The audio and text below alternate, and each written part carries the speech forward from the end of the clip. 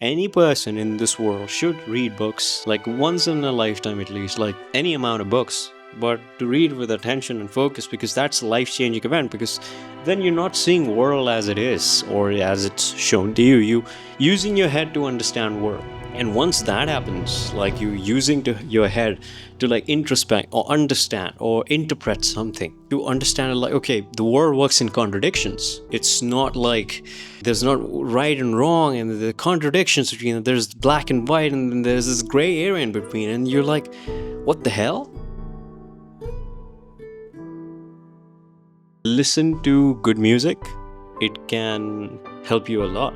I have this thought, which is, if if you're lacking inspiration, if you feel like you're stuck, you feel like, oh, how is my next hour going to be like, try listening to song.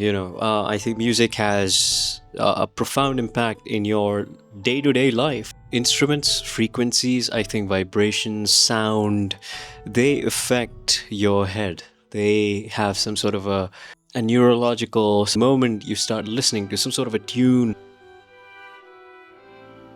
Articulation in speech, I think it comes from a lot of practice.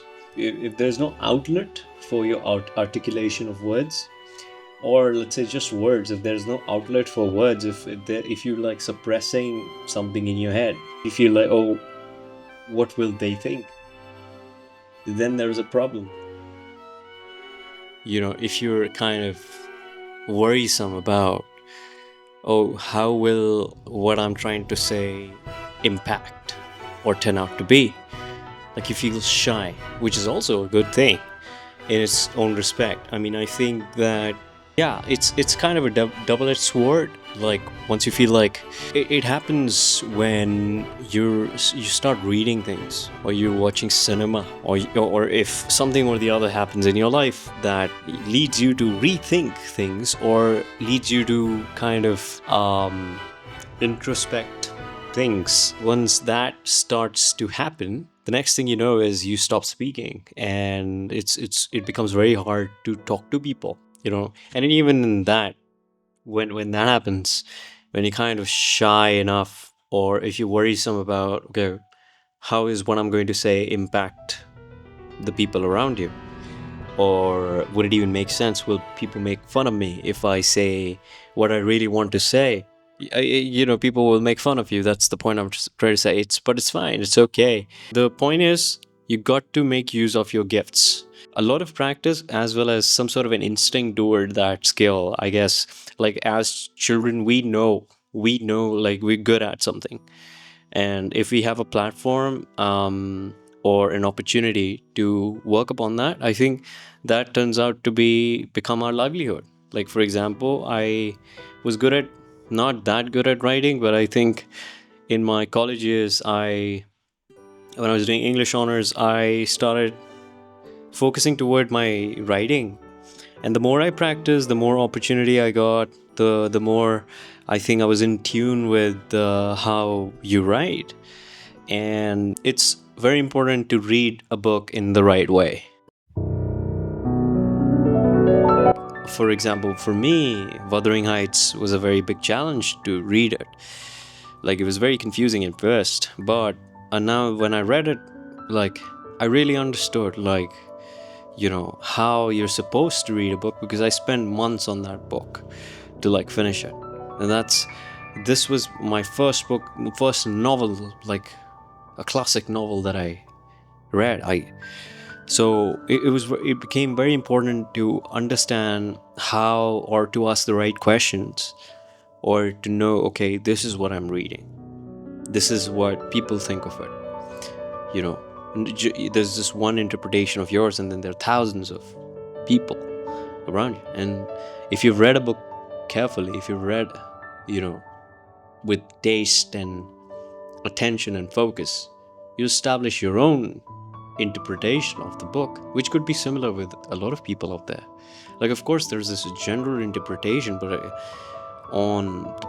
when you, like, as a reader, you'll understand there are levels to like interpretation and so on and so forth, which kind of leads you to once you, that's why I think it's very important. That's why I say, like, any person in this world should read books, like once in a lifetime at least, like any amount of books, but to read with attention and focus, because that's a life-changing event. Because then you're not seeing world as it is or as it's shown to you using your head to understand world. And once that happens, like you using your head to like introspect or understand or interpret something, to understand it, like, okay, the world works in contradictions. It's not like there's not right and wrong and the contradictions between them. There's black and white and then there's this gray area in between, and you're like, what the hell?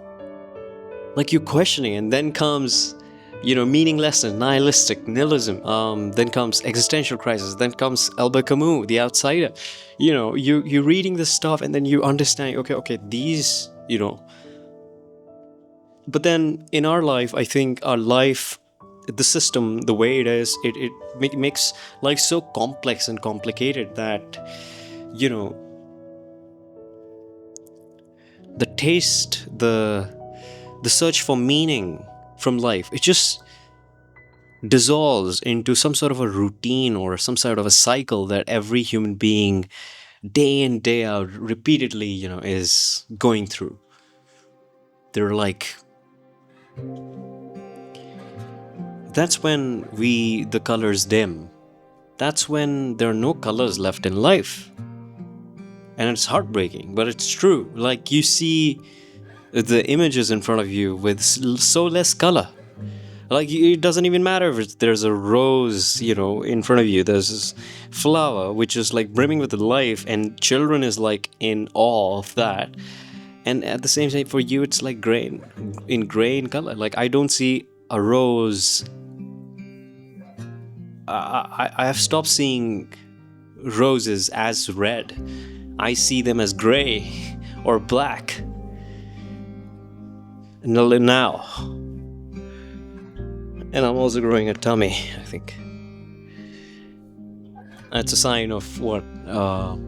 Stress, depression, growing tummy, It is a sign of, like, when you're, like, depressed. Men have that. Like, they start growing beard and hair, drink a lot of chai. Yeah. And there have also been times when I felt like I've figured things out in my life. Like, I've figured how things work. For example, like, I've been really interested in the idea that we are an experiment, like human beings. Not a simulation, but what I'm trying to say is, like, with findings like, in Giza, in the Great Pyramid, underground structures by some sort of a radio frequency. I don't know, however they do it. It's done by satellite. And they understood, like, there's a structure beneath the pyramid that goes 2 kilometers down or 600 meters down. They're like some structures. It's fascinating.